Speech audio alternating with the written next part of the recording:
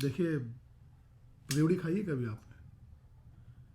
रेवड़ी गुड़ से बनती है, गुड़ और चीनी दोनों से बनती है, और वास्तव में बड़ी लाजवाब लगती है रेवड़ी जब खाते हैं हम लोग तो। हाँ, ये और बात है कि ये गुड़ और चीनी की जो मिठास थी, जो रेवड़ी की मिठास थी, वो आम आदमी हम लोगों से बहुत दूर हो गई, महंगी हो गई। पहले आम आदमी खाता था, वो ख़त्म हो गया। लेकिन जो रेवड़ी, राजनीतिक दल जो रेवड़ियाँ दे रहा है, ये स्वादिष्ट, इनमें स्वाद आने लगा है। ये फ्री की रेवड़ियाँ हैं। अब रेवड़ियाँ हैं क्या, सवाल ही बनता है। रेवड़ियाँ वो हैं जो राजनीतिक दल रेगिस्तान में पानी दिखाता है, सपने बेचता है, लोगों को कॉन्सेप्ट सेलिंग कर रहा है, ये वो रेवड़ियाँ हैं। लेकिन रेवड़ियों का फायदा भी जनता को मिल रहा है। मध्य प्रदेश को मिल रहा है, राजस्थान को मिल रहा है, ठीक है, कर्नाटक को मिल रहा है, तेलंगाना को मिल रहा है, साउथ के स्टेट्स को मिल रहा है। कहीं 400 रुपये का सिलेंडर है, कहीं बिजली फ्री है, कहीं राशन फ्री है, हेल्थ योजनाएं फ्री हैं। 25 लाख की योजना राजस्थान के अंदर मिल रही है, फ्री प्रत्येक व्यक्ति को। अब 50 लाख की कर दी है, शायद बीजेपी ने कहा कि 5 लाख की शायद वो दे रहे हैं, ऐसा करके बताया।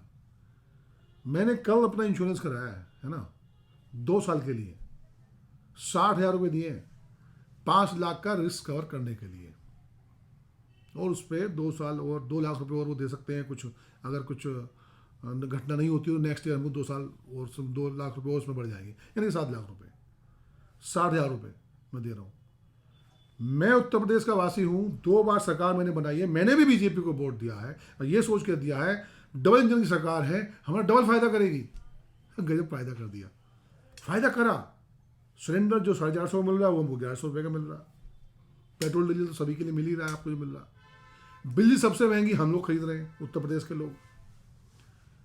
और ये जो बीमा योजना है हेल्थ की, यहाँ की आयुष्मान योजना, कॉन्सेप्ट सेलिंग तो है, कागजों पे बहुत सारी चीज़ें हैं और जो वास्तविक रूप से नहीं है।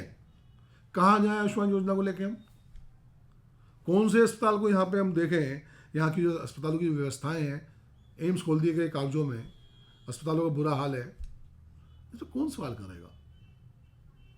हमको लगता है कि यूपी के लोग जो हैं बहुत बड़े मतलब पापी लोग हैं क्या हम लोग, राम और कृष्ण की भूमि के लोग, बाबा गोरखनाथ की भूमि, कबीर की भूमि, रैदास की भूमि, और यहाँ के लोग सबसे महंगा जीवन जी रहे हैं। तो रेवड़िया का हक हमारा नहीं है। मेरा सीधा सवाल उन तमाम राजनीतिक दलों से है, सरकार से है। हम जो टैक्स पेयर हैं, हमारा पैसा रेवड़ियों की तरह बांट रहे हैं आप। टैक्स हम दें, अगर 15 लाख से ऊपर मैं कमाई शो करूं तो 30% का आपको मैं टैक्स दे दूं, है ना, और आप उसको फ्री में बांटें राजनीतिक सत्ता पाने के लिए। और आप यकायक जनता की सेवा करते करते एमएलए बनते हैं, एमएलसी बनते हैं, मंत्री बनते हैं, यकायक आप संपत्ति के धनाढ़ संपत्ति के मालिक हो जाते हैं। आप पे कोई सवाल नहीं करेगा। लेकिन हम 15 लाख रुपए से ऊपर कमाएंगे, 30% टैक्स देंगे, और जिसका आप लाभ लेकर और पेंशन लेके मजे लेंगे, और हम हर चीज़ महंगी लेंगे। क्यों लें महंगी बिजली, क्यों लें महंगा सिलेंडर, क्यों नहीं मिलना चाहिए हमको स्वास्थ्य फ्री। इस पर कोई सवाल नहीं है। दम घुट रहा, लोगों का मर रहे हैं। अभी वृंदावन होकर आया था, 100 मीटर का नहीं दिखाई दे रहा था, वहां से सांस नहीं ले आ रहा था। मेरठ का यही हाल है, नोएडा चले जाइए, दिल्ली चले जाइए।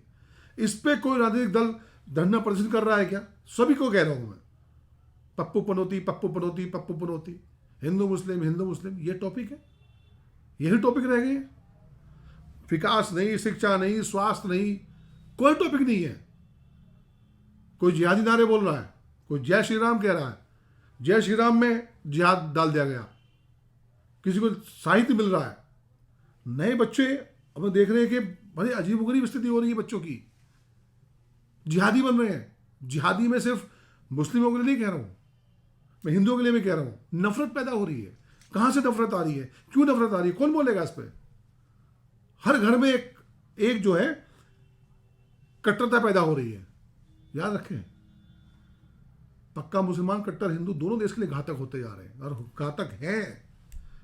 बेड़ा गर्क कर रहे हैं देश का, और राजनीतिक दल मात्र अपनी स्वार्थ सिद्धि के लिए, मात्र अपनी राजनीतिक सत्ता साधने के लिए तमाम संस्थाओं का, तमाम सिस्टम का, सामाजिक समीकरणों का नाश कर रहे हैं।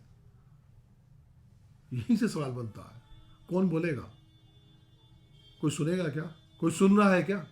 कोई नहीं सुन रहा आपकी आवाज, क्योंकि सत्ता को मालूम है कि रेवड़ियां बांटो, धार्मिक तड़का लगाओ, उन्माद फैलाओ, पाखंड फैलाओ, झूठ बोलो, बार बार बोलो, पप्पू पनौती करो और मजे लो।